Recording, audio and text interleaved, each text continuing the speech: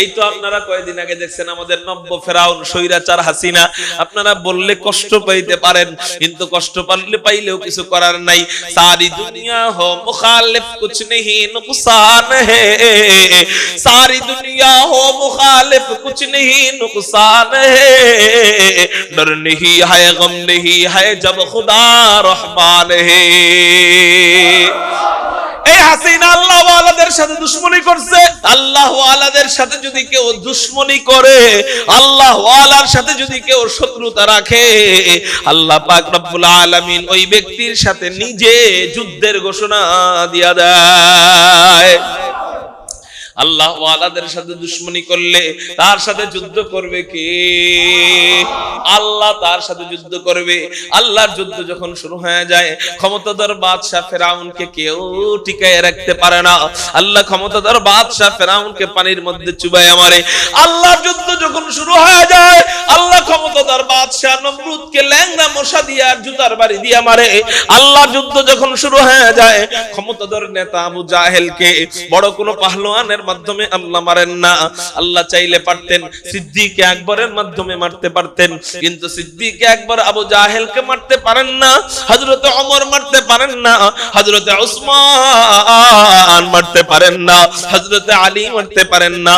কিন্তু আল্লাহর যখন যুদ্ধের ইচ্ছা এসে যায়, আল্লাহ দুইজন নাবালেগ শিশুর মাধ্যমে আবু জাহেলকে হত্যা কইরা জাহান্নামে পাঠায়া দেয়। এই হলো আবু জাহেলের অবস্থা। এই তো আপনারা কয়েকদিন আগে দেখছেন আমাদের নব্য ফেরাউন স্বৈরাচার হাসিনা। আপনারা বললে কষ্ট পাইতে পারেন, কিন্তু কষ্ট পাইলেও কিছু করার নাই। সারি দুনিয়া হো মুখালিফ কুছ नहीं नुकसान है, सारी दुनिया हो मुखालिफ कुछ नहीं नुकसान है, डर नहीं है गम नहीं है जब खुदा रहमान है। এই হাসিনা আল্লাহ ওয়ালাদের সাথে দুশমনি করছে। এই হাসিনা আল্লাহ ওয়ালাদের সাথে দুশমনি কইরা 2001 সালে কুকুরের মাথার মধ্যে টুপি পড়াইছে।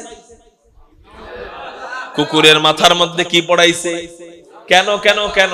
উলামায়ে কেরামদেরকে খেপানোর জন্য হাসিনার বিরুদ্ধে সংগ্রাম করেছিল শাইখুল হাদিস আল্লামা আজিজুল হক রাহমাতুল্লাহি আলাইহি, কিন্তু সংগ্রাম করে পারেন নাই। হাসিনার বিরুদ্ধে সংগ্রাম করেছিল চরমনায়ের সৈয়দ ফজলুল করিম রাহমাতুল্লাহি আলাইহি, কিন্তু সংগ্রাম করে পারেন নাই। হাসিনার সাথে সংগ্রাম করেছিল মুফতি ফজলুল হক আমিনী রাহমাতুল্লাহি আলাইহি, কিন্তু সংগ্রাম করে পারেন নাই। সর্বশেষ সংগ্রাম করেছিলেন আল্লামা আহমদ শফি রাহমাতুল্লাহি আলাইহি, সংগ্রাম করে পারেন নাই। কায়েদে মিল্লাত জুনায়েদ বাবনগরী রাহমাতুল্লাহি আলাইহি সংগ্রাম করেছেন, পারেন নাই। তাকে জেলের মধ্যে নিয়া এই বয়োজ্যেষ্ঠ মানুষ বৃদ্ধ আলেম, ওনার দাড়ি ধইরা টান দেওয়া হয়েছে। এই বয়োজ্যেষ্ঠ আলেমকে অপমান করা হয়েছে, জেলের মধ্যে ওনাকে পিটানো হয়েছে, ওনাকে কষ্ট দেওয়া হয়েছে। এমন এমন আলেমদেরকে জেলের মধ্যে নিয়ে পিটানো হয়েছে যে এক একজন তাহাজ্জুদ গুজার, এক একজন আল্লাহ ওয়ালা পীর মুজাহিদদেরকে জেলের মধ্যে নিয়া হুশ থাকা অবস্থায় এদের নখগুলা প্লাস দিয়া চাপ দিয়া উঠানো হয়েছে। লজ্জা স্থানের ভিতরে এদের প্লাস দিয়া চাপ দিয়া লজ্জা স্থানগুলা অকেজো করে দেওয়া হয়েছে। কারেন্টের শক দিয়া এদের শরীরের অঙ্গ প্রত্যঙ্গগুলা অকেজো করে দেওয়া হয়েছে। এই তো আপনাদের জেলারই সন্তান, নোয়াখালীর সন্তান মাওলানা ইনামুল হাসান ফারুকি ভাই, চিনেননি আপনারা? আল্লামা জুনায়েদ বাবনগরী রাহমাতুল্লাহি আলাইহির খাদেম মাওলানা ইনামুল হাসান ফারুকি ভাই, উনার অঙ্গ প্রত্যঙ্গের মধ্যে এমন ভাবে শক দেওয়া হয়েছে এবং এমন ভাবে ইনজেকশন পুষে দেওয়া হয়েছে যেই কারণে বর্তমানে বেচারা ক্যান্সারে আক্রান্ত হয়ে হসপিটালে ভর্তি আছে ইন্ডিয়ায়।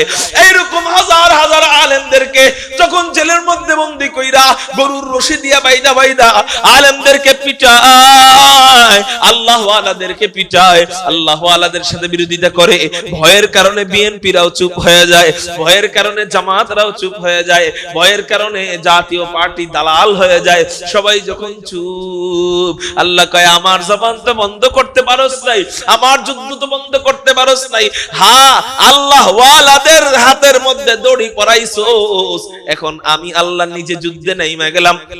আল্লাহ যখন যুদ্ধ শুরু করে দেয়, তা আল্লাহর যুদ্ধ শুরু করার জন্য রাজনৈতিক কোন দলের প্রয়োজন হয় না, রাজনৈতিক কোন নেতার প্রয়োজন হয় না।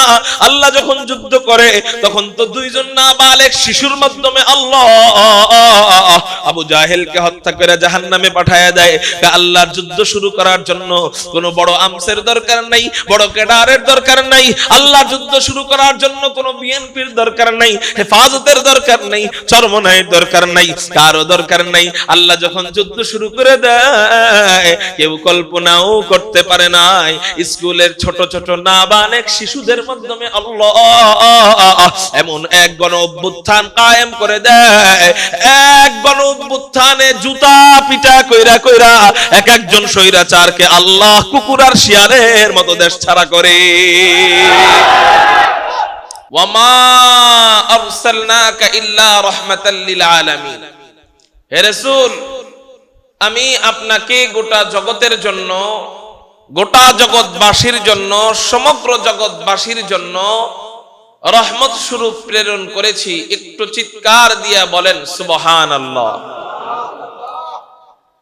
এই আয়াতের তরজমা আমরা সকলেই জানি যে আমার নবী গোটা জগতের জন্য রহমত, কিন্তু আমরা একটু ভেঙে ভেঙে বোঝার চেষ্টা করি না যে আমার নবী কিভাবে আসমানের জন্য রহমত। আমরা একটু গবেষণা করি না আমার নবী কিভাবে জমিনের জন্য রহমত, আমার নবী কিভাবে চন্দ্রের জন্য রহমত, আমার নবী কিভাবে সূর্যের জন্য রহমত। আচ্ছা, গোটা জগতের ভিতরে তো জিন এরাও আছে, আমার নবী কিভাবে জিনেদের জন্য রহমত। গোটা জগতের ভিতরে তো ফেরেশতারাও আছে, আমার নবী কিভাবে ফেরেশতাদের জন্য রহমত।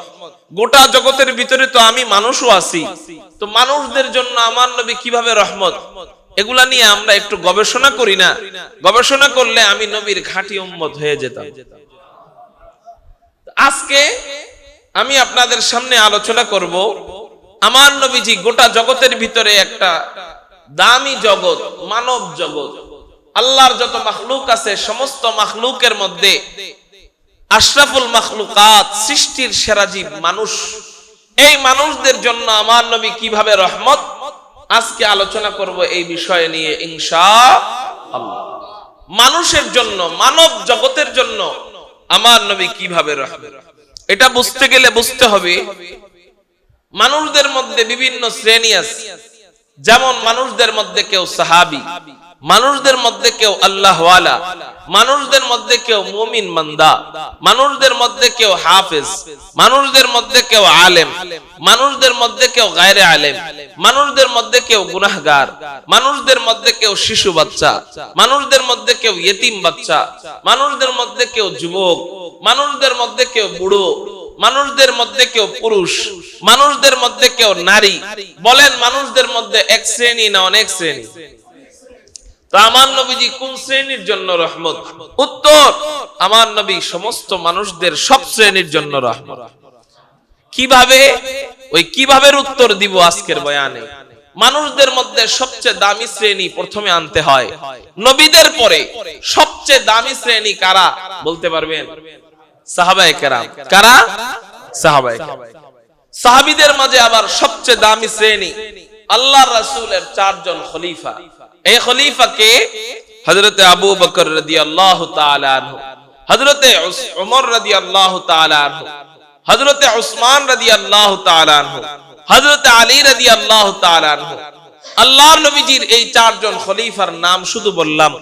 এখন যদি তাদের পরিচয় দিতে যাই, পুরা বয়ান চলে যাবে পরিচয় দিতে দিতে, কিন্তু বয়ান শেষ হবে না। এইজন্য লম্বা কোনো পরিচয় দিব না, সংক্ষেপে তাদের পরিচয় তুলে ধরছি।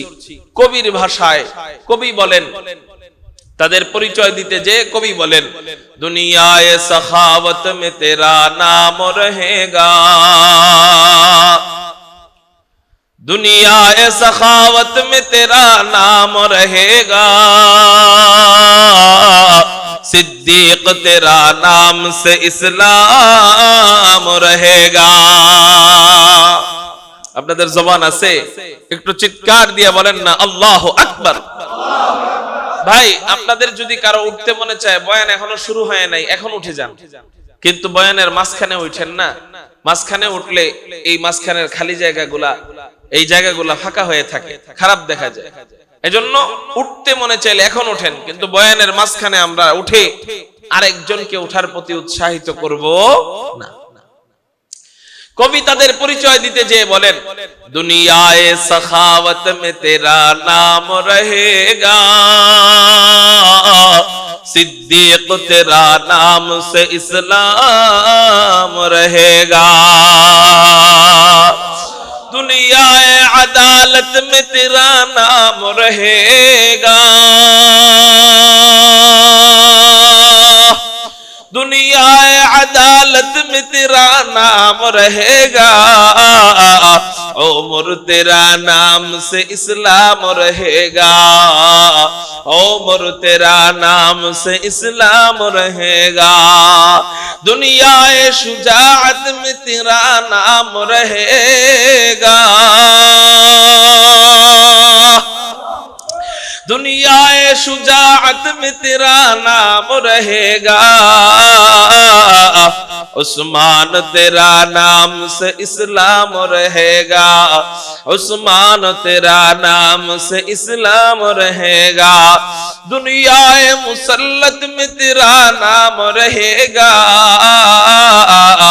दुनियाए मुसल्लत में तेरा नाम रहेगा, आली तेरा नाम से इस्लाम रहेगा, आली तेरा नाम से इस्लाम रहेगा। এই হলো আল্লাহর নবীজির চারজন খলিফা। এই চারজনের জন্য আমার নবীজি কিভাবে রহমত, নবীজি ইবনে মাজাহ শরীফের কিতাবের মধ্যে জানায় দেয়, ইবনে মাজাহ শরীফের ভিতরে নবীজি জানায় দেয়, ক্বালা রাসূলুল্লাহ সাল্লাল্লাহু আলাইহি ওয়াসাল্লাম, ইন্নাহু মান ইয়াইশ মিনকুম ফাসায়ারা ইখতিলাফান কাসীরান। নবীজি বলেন, আমি চলে যাওয়ার পর তোমাদের জামানায় অনেক ইখতিলাফ দেখা দিবে, অনেক মতানৈক্য দেখা দিবে। বলেন, বর্তমান জামানায় অনেক ইখতিলাফ আর মতানৈক্য আছে না নাই? কেউ নামাজের ভিতরে হাত বাঁধে বুকের উপর, কেউ হাত বাঁধে নাভির নিচে, কেউ দুরূদ পড়ে তো বইসা দুরূদ পড়ে, কেউ দুরূদ পড়ে তো দাঁড়ায় দুরূদ পড়ে, কেউ নামাজ 20 রাকাত তারাবি পড়ে, কেউ তারাবি পড়ে তো আবার 8 রাকাত তারাবি পড়ে, কেউ তাবলীগ করে আলেমদেরকে মোহাব্বত কইরা, কেউ তাবলীগ করে আলেমদের মাথায় বাড়ি দিয়া। ইখতিলাফ আর মতানৈক্য থাকবেই। নবীজি বলেন, এই ইখতিলাফের কারণে তোমরা যেন পথভ্রষ্ট হয়ে যাও না, এই ইখতিলাফের কারণে তোমরা যেন জাহান্নামের পথ বেছে নাও না। আমি নবীজি তোমাদেরকে ফর্মুলা শিখিয়ে দিচ্ছি, এই ফর্মুলা মোতাবেক যদি তোমরা চলো তাহলে তোমরা হেদায়েতের পথ পেয়ে যাইবা। ওই ফর্মুলা গুলা কি? নবীজি বলেন, 1 নাম্বার ফর্মুলা হলো ফালাইকুম বিসুন্নতি। 1 নাম্বার ফর্মুলা হলো তোমরা আমার সুন্নতকে আঁকড়ে ধরবা। 2 নাম্বার ফর্মুলা হলো সুন্নাতিল খুলাফায়ে রাশিদিনাল মাহদীন।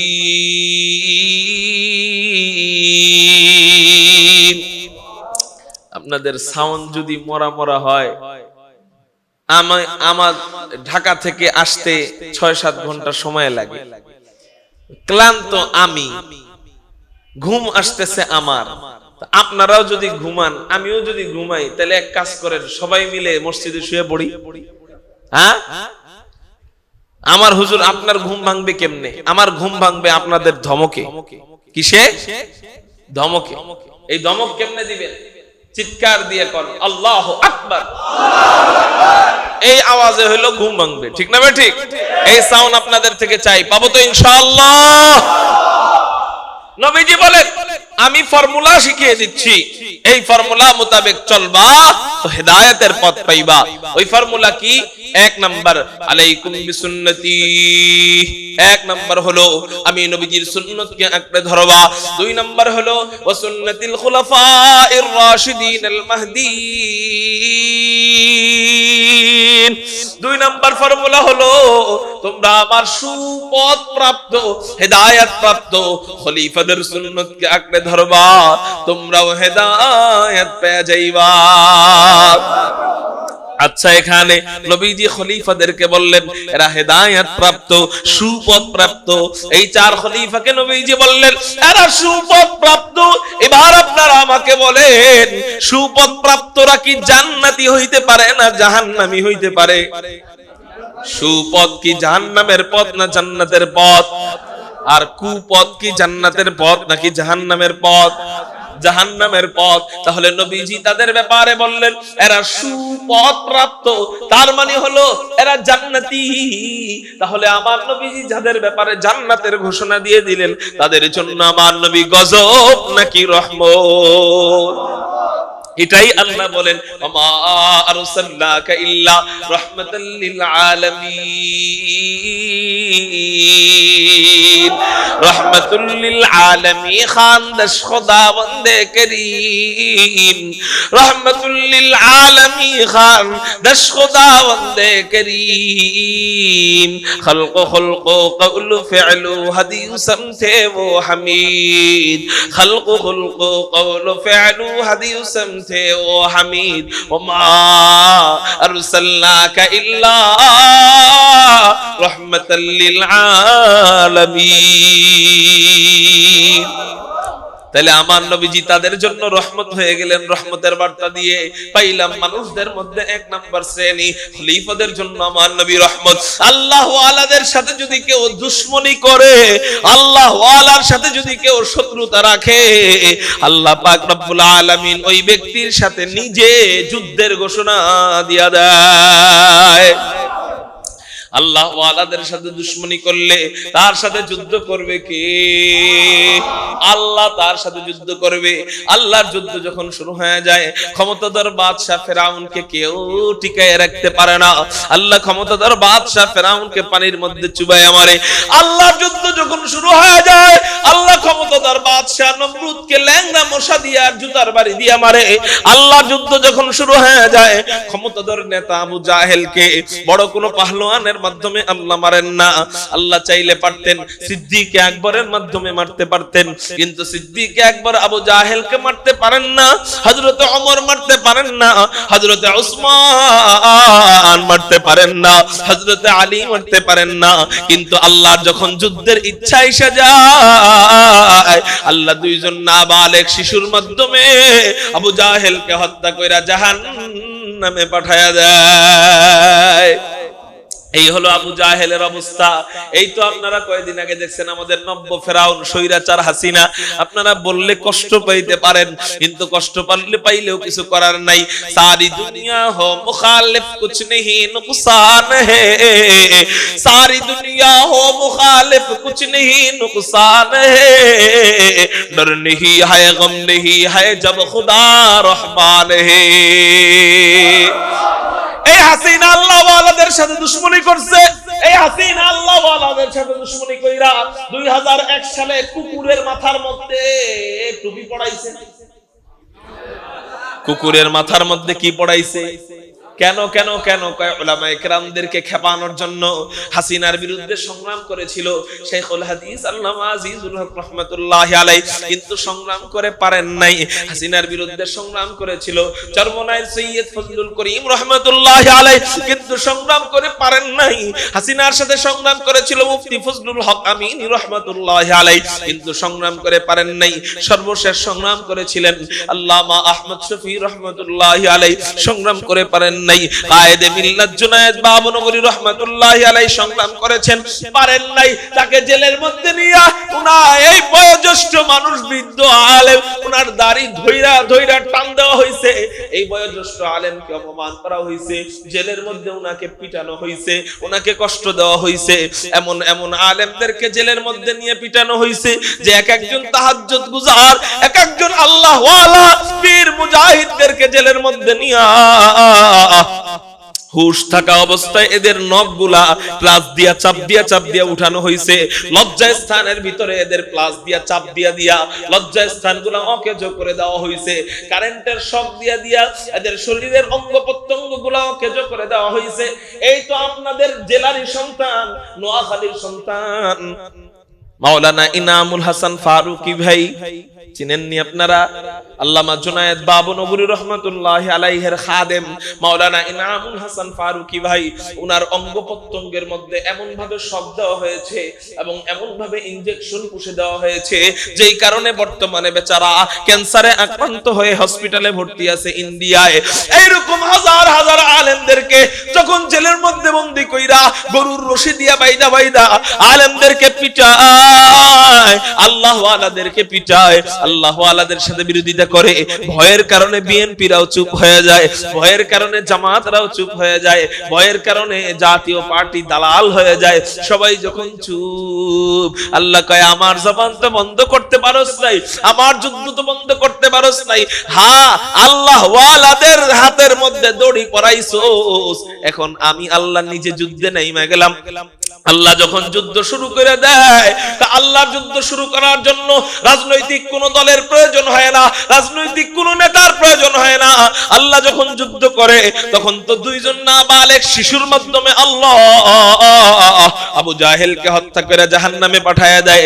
আল্লাহর যুদ্ধ শুরু করার জন্য কোন বড় আমসের দরকার নাই, বড় কেডারের দরকার নাই। আল্লাহর যুদ্ধ শুরু করার জন্য কোন বিএনপির দরকার নাই, হেফাজতের দরকার নাই, চরমনাইয়ের দরকার নাই, কারো দরকার নাই। আল্লাহ যখন যুদ্ধ শুরু করে দেয়, কেউ কল্পনাও করতে পারে নাই স্কুলের ছোট ছোট নাবালেগ শিশুদের মাধ্যমে আল্লাহ এমন এক গণ অভ্যুত্থান কায়েম করে দেয়, এক গণ অভ্যুত্থানে জুতা পিটা কইরা কইরা এক একজন স্বৈরাচারকে আল্লাহ কুকুর আর শিয়ালের মতো দেশ ছাড়া করে। কেন কেন কেন? আরো তো কত মানুষ নামাজ পড়ে না, এত বড় অপমানিত তো কেউ হয় না। কত মানুষ রোজা রাখে না, এত বড় অপমানিত তো কেউ হয় না। কত মানুষ চুরি করে, এত বড় অপমানিত তো কেউ হয় না। তোরা এত বড় অপমানিত হস কেন?